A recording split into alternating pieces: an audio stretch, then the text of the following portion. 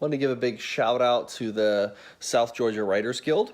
They sent me some questions that I think were interesting. They are kind of writing specific to help out, I would imagine, other aspiring writers. So I wanted to answer a few of these that they sent. First one is briefly describe who you are and what your book's about. Well, I think I can do that. I am Rutledge Hammes, and I am both a writer and a writing teacher.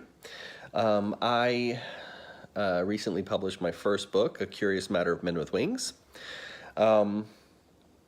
It basically tells a tale of a family that moves out to one of the remote sea islands off the South Carolina coast. The two brothers in the family take off in the first chapter to pirate other boats in the harbor and the channel and the riverways, and they in the process they take their little sister with them for the first time, and she actually goes overboard. And as they're looking for her, worried that she is drowned or what's happened to her, two men with wings come flying down and pick her up and carry her away into the sky. And the rest of the novel is really about a family trying to hold itself together, trying to find out what happens, trying to deal with the grief of what could have happened or what might have happened. And in the process, one of the main characters, Bo Hickett, finds love. I think there's a more kind of at the heart of the story, a kind of healing between two communities, this white family, but also the Gullah community that's across the way. And in many ways, I see it as a kind of almost, utopic, but also hopeful view of what I hope for the South, and where we can go. Where'd I get the idea for the book? This is a long story, but I'll keep it short. I grew up reading fantasy, still read fantasy, love it to this day. C.S. Lewis, Tolkien, Harry Potter, all of it. When I went to college and grad school, I came across literary realism and loved that just as much. And it was probably about 6 years ago I came across this idea that I could do both, which was awesome.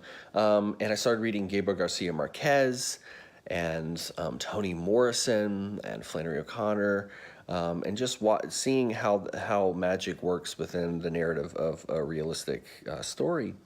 And I realized that's what I wanted to do. And being from the South, I know that we have a lot of, fantastical tales, right? It's kind of part of what we're known for.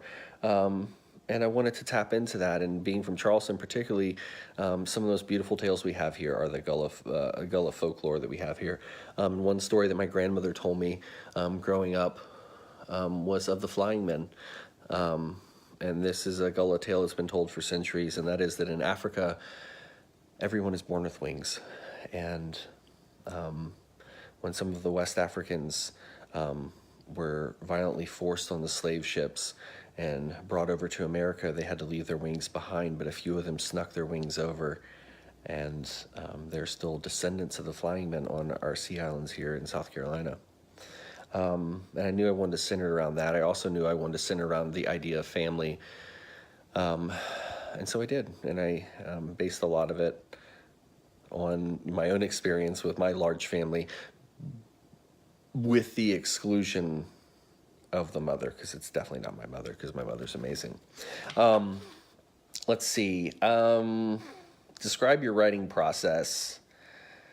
I think the writing process is actually, for me, has changed a lot, particularly since I signed my book contract about 1.5 years ago.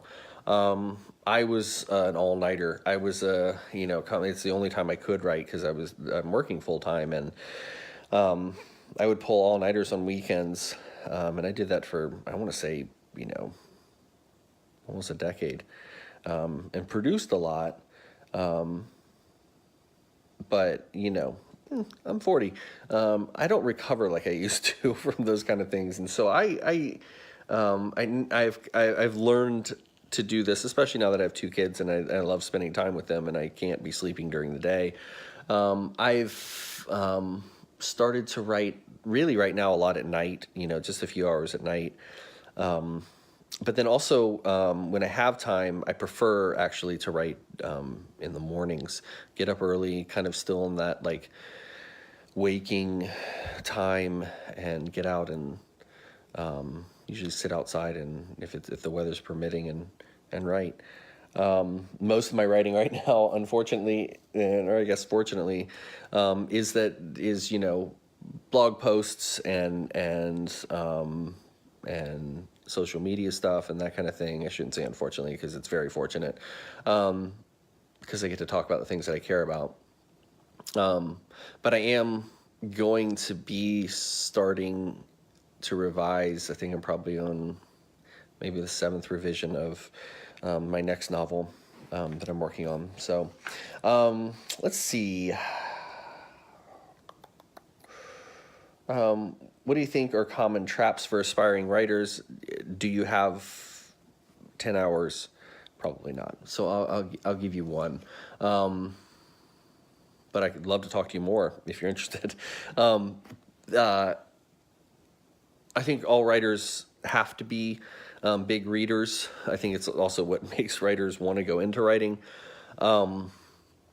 But with that comes thousands of voices in your head, and thousands. And if you're reading the right stuff, good. You're hearing these amazing voices as you're reading and admiring them, and many different voices.